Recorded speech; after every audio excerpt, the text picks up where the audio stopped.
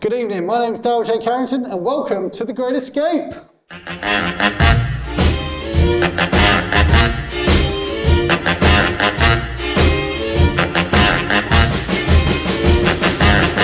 I don't want you to be no slave. I don't want you to work all day. But I want you Welcome to The Great Escape. to be true. Hey! So, welcome to episode 2. Same format, we've got an amazing 3 other acts for you and we've got an interview as well. First up, we've got the amazing Lisa Whitmore and Rosie Roberts. Now these two, they haven't been able to be in the same place at the same time, but they're an acro duo. Let's see how they've been getting on with that. Hi, are you there? Hey Lisa. Hey. Hello. Hi. Oh, your box is all little. What are you? Oh yeah. Oh. Let me just check if I change my settings. Yeah. Cannot figure that out.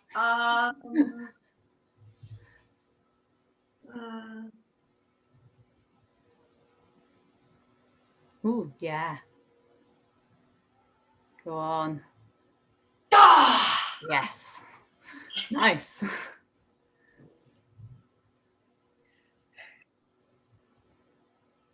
Go on.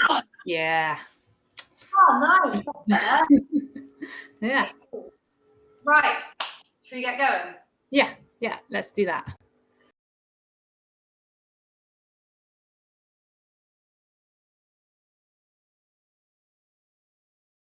Oh. Am I back? You're back. Yeah. Oh, sorry, I froze. My internet's crap. Okay. Shall we start with shoulders? Yep.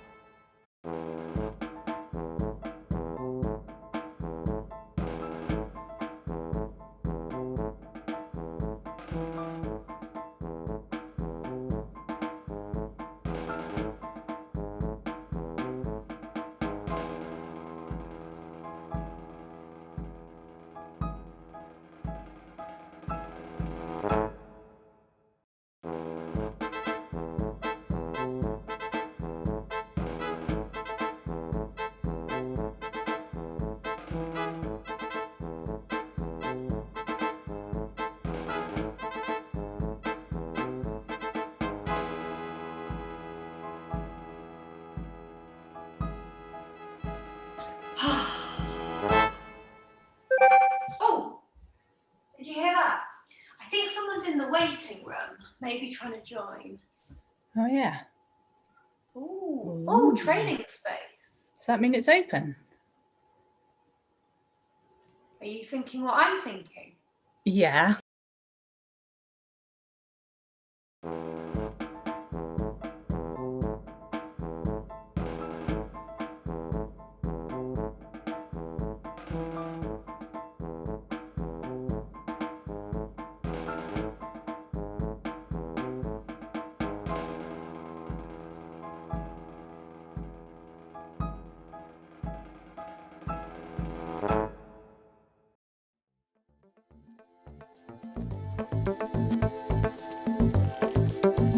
Amazing. How much fun was that? Thank you so much, Lisa and Rosie. Yeah, I absolutely adored the way you played with the form there, pulling each other through the things, balancing, managed to keep the act going. Absolutely incredible. I really hope you guys get to be in the same place at the same time and do some amazing act pro together again. Up next, got something a bit special, something a bit different. This performer has been playing around with a totally new technique, something I've never seen before, done in this realm. So please, give him a warm welcome, Ellie Edwards.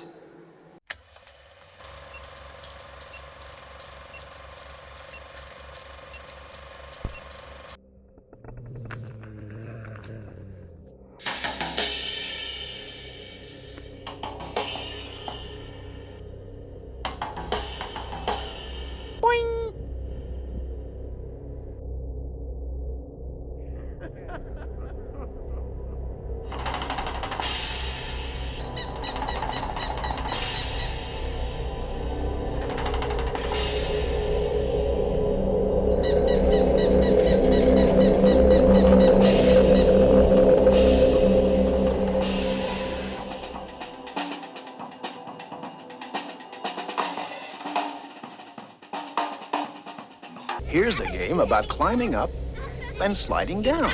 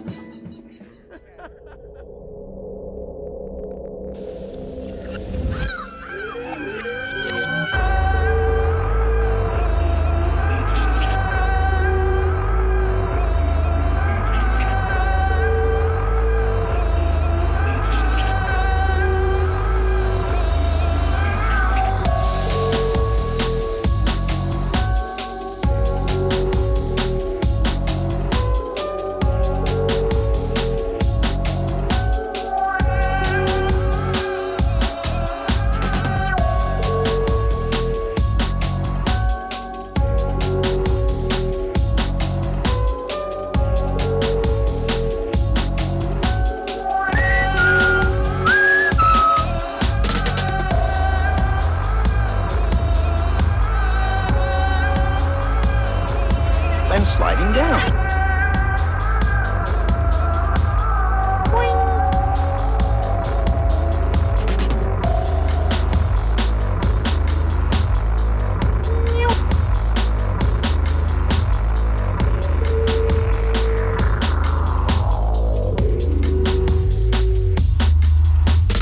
Climbing up.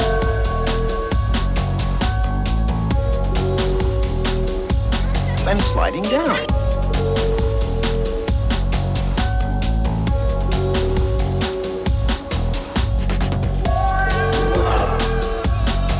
Climbing up and sliding down.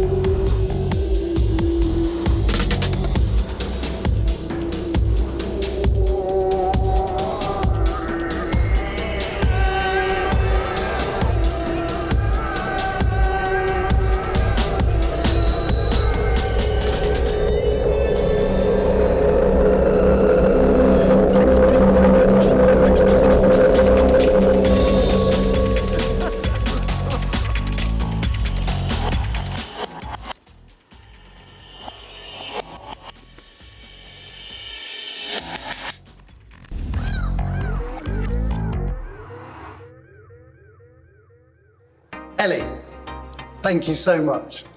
What amazing, amazing video that was. I love, like, who would have thought circus stop motion? Like, absolutely brilliant. What a joyous, joyous thing. Thank you so much for going down that explorationally route. Like, I hope everyone at home enjoyed that as much as I did. Up next, another interview. Still with Dougie, still with myself. Let's see what happens.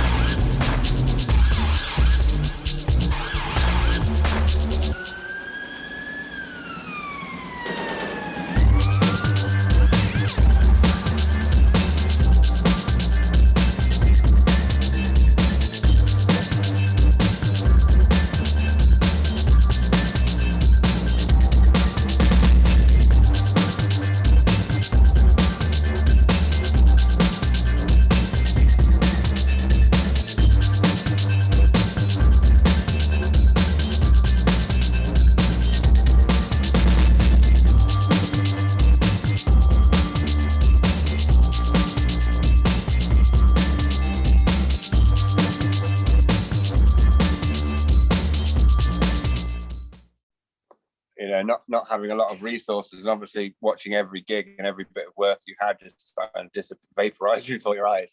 And then just, fortune sending enough money to kind of survive, and started making stuff with cardboard and working with packaging and other sort of waste materials when we're there, but and had all this kind of, I don't know, impetus to kind of put everything out that I hadn't had time to work on, and look at all the old projects and all your personal stuff you don't get time for or can't justify working on. So I was quite geared up and excited to do that in Mexico the first time round. But yeah, something was also not quite connecting, and then my laptop died at a sort of crucial moment, which I took to be quite a sign as well. Said all of that material and all the stuff, I couldn't access that anymore anyway. And yeah, trying to then just sort of get out of that sort of workaholic sort of stress creation. I don't know. I've always been such a kind of on a mission all the time, and that kind of pressure and that stress of creation and, under-resourced creation, like wanting to do the most mega thing you can, but not really having the resources to get paid well to do it, and doing it anyway, and all that. Suddenly all that external influence and your commitments to other people is taken away. But then really still having that sort of mentality, and realizing how driven that is by the nature of society, I suppose. And feeling like guilty if you didn't write a fucking poem or paint a picture or something, you know what I mean? Yeah. I had all this back catalogue of stuff. But I was like, I don't know if now is the time to go into the past. Like, now is the time to be in, like, now, what's happening now, and processing that personally and individually. And part of me wanted to be there, being, doing my bit like I do, of ranting on and making people laugh. But I was also, really felt the need to kind of internalize and process my own stuff and look at that energy and that drive and that kind of stress, and how you pressure yourself as much as you accept external pressure. So in the end, I sort of stopped doing anything, and stopped looking at or posting on social media for a bit, and just let go of all of that output, really, because I just didn't feel, I don't know, I felt like in a way at the end of the festival shows, I felt that something had ended, I really, really felt it emotionally, and not in a bad or sad way either. It was just kind of like, wow, that may never return again still, which is a horrible thought. But and also being away from familiar surroundings, being Doug Francisco, and not being that to anyone here, just being another person, meeting another person. The value of that, being able to meet another person when you realize all of your mates can't even fucking talk to anybody in the street because they're all locked up.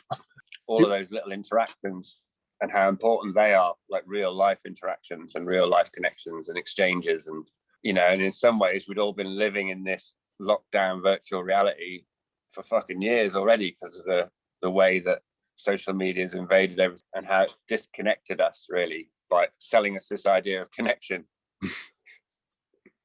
It's fucking amazing. Yeah, there's that irony again. Yeah.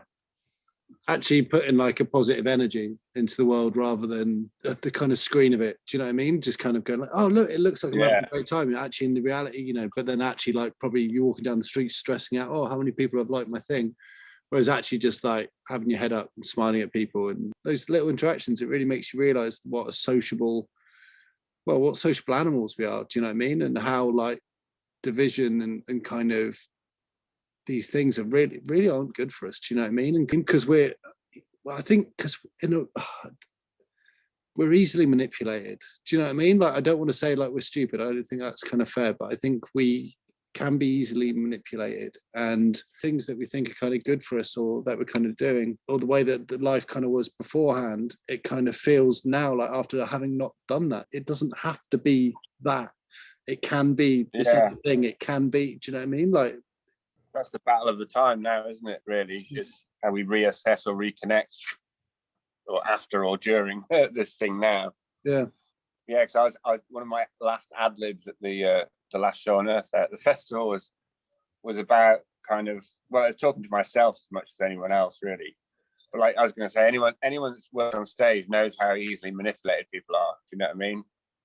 Like, it's really easy to rock up a crowd or calm down a crowd. You know what I mean? Yeah. Just with a microphone, all you need is a microphone. You don't need to be very good with one. No one's looking at your shit. You know what I mean? Like, you imagine there's this global audience watching your Instagram videos or not. The whole thing. Like, no one's interested in your shit apart from the AI that works for Google and Facebook and the corporations that are trying to sell you stuff and manipulate you. That's who you're performing to, really. Yeah. And everything you do online feeds that and feeds them information about how to manipulate you better. Yeah. That's interesting. That's a thought I've kind of always had, in that, it's kind of like through life, it's like, it's not what decisions have I made through my life, like, but what marketing have I been fallible to. A lot of it could be amazingly useful for helping the world and species and everything survive. But when it's in control of people with commercial interests, then that's always going to be compromised. And, obviously in the last year and a half now, everyone's just been online even more. So we've given them, the biggest market research into manipulating the masses ever. So it's interesting that, how we relate and how we interact in the real world, because that has also escalated wildly. Like, people have collaborated as never before as a global community, and people have looked out for strangers and helped out and sacrificed things, and there's a lot of positive aspects of what's gone on as well. Now how we choose to engage and how we react when it's over, or when it's controlled, or when, I don't know, when it's something else is what remains to be seen. It was quite a liberating experience, and not without its kind of not without its dark sides either. I was quite really lucky to be traveling with my Tanny and collaborating creatively and all that kind of stuff, and having a companion was really incredibly valuable and wonderous. And also we completely got on each other's tits loads. You know what I mean? How the demons did out in many ways, you know what I mean? Personally, through the whole process, and feeling really guilty for not putting stuff out or not making stuff. Not being a liberated kind of like, oh, I'm gonna make this decision to kind of stop doing it and stop outputting and work on myself or anything. It was more just going into these kind of mega head states of questioning everything, and a lot of internal processing, and your old demons and shadows coming out, and what is it what is it that motivates you? It was interesting, just like, why is there such a pressure to do this stuff? And you've usually got the excuse of work and jobs and gigs and things. So you're like, what do I really, what am I really trying to say here, and who am I trying to say it to, and all that kind of stuff. And yeah, basically taking the opportunity to have a word with yourself, really, which has always got to be done. It wasn't super yoga on the beach and smoothies either. It's quite dark and intense at times, the whole process, even in a tropical setting. Do you know what I mean? And the challenges of being a foreigner in a foreign land at such a time, and all of that stuff. But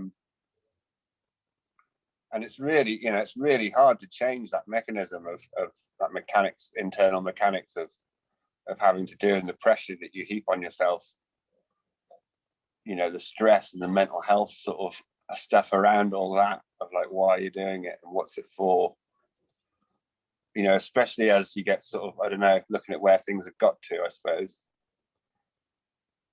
Yeah, so I went through the sort of process of just letting go of all that, and letting go of being Doug Francisco, or being a spokesperson for anything, or which was not what it was ever about. You're sort of, you're a spokesperson for yourself, I suppose. And ultimately, it's an individual journey. Do you know what I mean? Being a performer, even, is about the journey you're on, and how people can respond to that. You're not pointing the finger at anyone else too much, or if you are, it's only by exposing those things in yourself. You know what I mean? That's really interesting, that point of kind of sort of saying goodbye, or kind of putting Doug Francisco, the kind of character of Dougie, kind of on hold. Like, how does that feel to have kind of like sort of confronted that, or to have kind of very, very liberating. Super liberating. That was the thing when the online shows were going, do you know what I mean? And I was in Portobello for the first one, so I kind of did that like fucking late night host thing. Wasn't quite sure, it was all a bit like, and it just didn't really feel right somehow. And then everything else I did to contribute to those was much more like making the little films or something. I've watched a few of them back now. It's kind of like, it goes into a much more philosophical space by the end. You know what I mean? And and like I said, in the end, I sort of wasn't making or doing anything much. And that comes with its own kind of head trips and traumas, and sort of, being depressed, or not outputting stuff, or not making anything, but like going through all that to a kind of place of sort of relative calm, I suppose, and really getting in touch with why you do that stuff. What is it about, and what's it for? And it's your journey and your expression, and if other people relate to that, that's a beautiful thing. But you're not doing it for them particularly. It's kind of it is all about you. It's all about me. Oh my God. And now I'm sort of coming back into a bit of a creative flow again, from a much different sort of place, I feel, a little bit, which is kind of healthier, maybe. Nice, man. So I guess, like, what's your kind of hopes for the future then? Do you know what I mean? We've kind of heard the amazing sort of like the journey of the past and kind of the present where you're kind of at now. Like, what's your kind of like sort of vision for the future? Well, future is uncertain. I mean, it's really hard to know, isn't it? This whole situation has thrown everything into the unknown. In some ways, those days may never come again. You know what I mean? Like one of my because there's kind of the controls that are being put in place, and the fear and everything. So those days might be over. Do you know what I mean? My hopes for the future is that we will return to that time with a lot more, a lot more conscience and a lot more value and love and realization. Do you know what I mean? That we come back to the stage, and we come back together as humanity, and we value it a lot more than we did before, and we're less easily manipulated for it. Do you know what I mean? There's more human interaction and more compassion and more community, which is kind of the balance. That's the battle of the time, really, I suppose, against these things, as the state will kind of enforce more controls to try and contain these things. how we respond humanly to each other, and it is the big battle, I think, of what's to come after this, I suppose. And I like the environment and the climate and all that. That sort of, the birds came back and things like that, didn't they? And the lockdowns and stuff like that. But then, fossil fuels and all that stuff is kind of ascending wildly again now. And disposable plastics and all that kind of stuff has come into play because of this pandemic and stuff again. So all of the crises that were there aren't getting any less. If anything, they're getting more. So, and I think that like artists and people like ourselves and performers, it is our job to try and help translate and make sense of this stuff. So it's kind of, I don't know, I feel kind of ready, ready to re-engage with it. But then at the same time, that keeps getting pushed back. And so how you re-engage and how you do these things is going to be the question, I suppose. Dude, amazing. So, and are you like, you coming home, mate? Coming back with me? yeah. Any minute. Yeah, well, I keep planning to return, and things get drastically worse, and everyone tells me not to. Yeah, I would like to come home and reconnect with the home front and the homeland and the people, and like that thing of home as well is really strong. Trying to feel at home wherever you are and feel at home in the world. You know what I mean? Which I am good at. I spent a lot of years traveling, and there's a magic that happens when you're homeless or on the move. You know what I mean? That synchronistic things happen and the right things come along. 100%. But you also miss that kind of familiarity and a bit of sense of grounding and stuff like that. So part of me was like, you're probably going to hate this, but I was like, I wish I was locked down in England. I could just hide in my studio for weeks on end, you know what I mean, working. But I'm sure that could get a bit much as well. And that's probably what I would have done, So I sort of, I'm thankful that I couldn't do that and didn't have the opportunity to kind of let go of it all a little bit. Yeah, man. And kind of reevaluate where it all comes from and what you want to do next. Yeah. And I'm like 100% like really excited to see what you kind of create from that. Do you know what I mean? Like where this next, Yeah.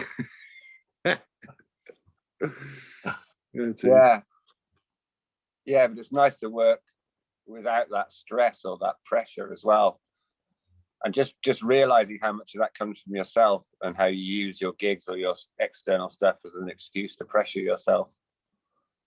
So I'm like, God, we chose a life of artists and clowns, and here we are beating ourselves up and being all stressed out about whether we've done this or that or got this or that, or why aren't we efficient enough? Yeah, it's really not what it's about. I'm not efficient because I'm a clown. Exactly. Oh yeah, not my job. Oh, perfect, dude. Amazing, man. Well, I guess let's we'll wrap it up there, dude. Really lovely to chat to you, and may the show go on. On with the show.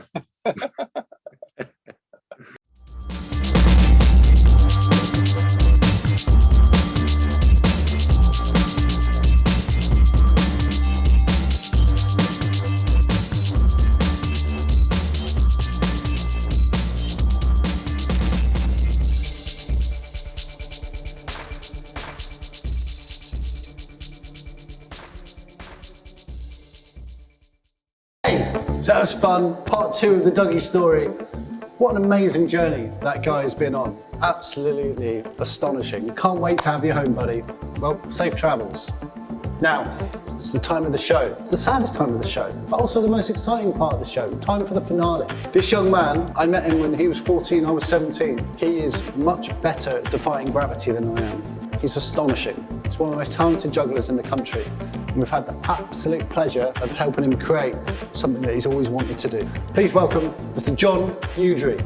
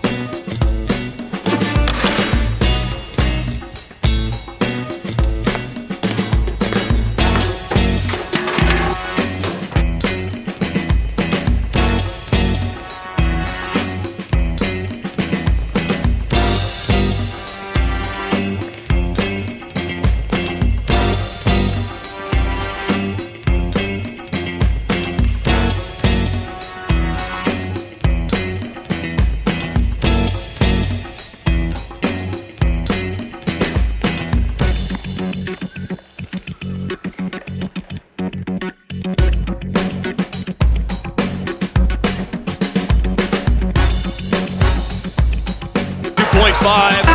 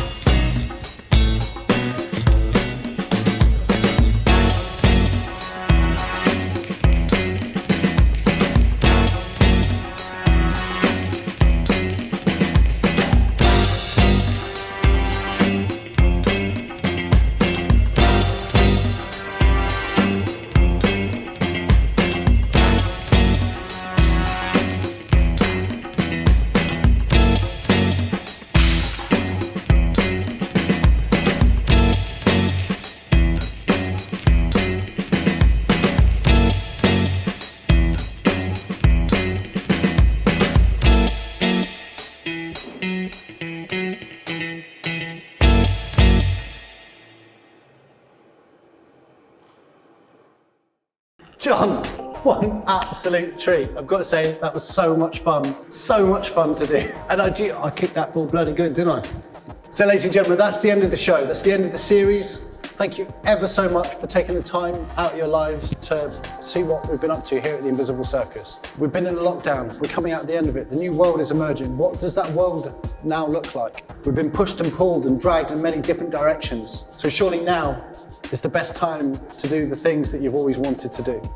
Live life as you want to. We can build a new world full of hope, full of joy, full of laughter, full of love. We're going to be doing some shows this summer, so please come and check them out. Follow the socials. And if you've enjoyed this show that we've been putting on, please, if you want to donate, it would really support and really help out the acts. So ladies and gentlemen, for the last time this series, I've been Daryl J. Carrington, and this has been The Great Escape. Thanks ever so much. Good night!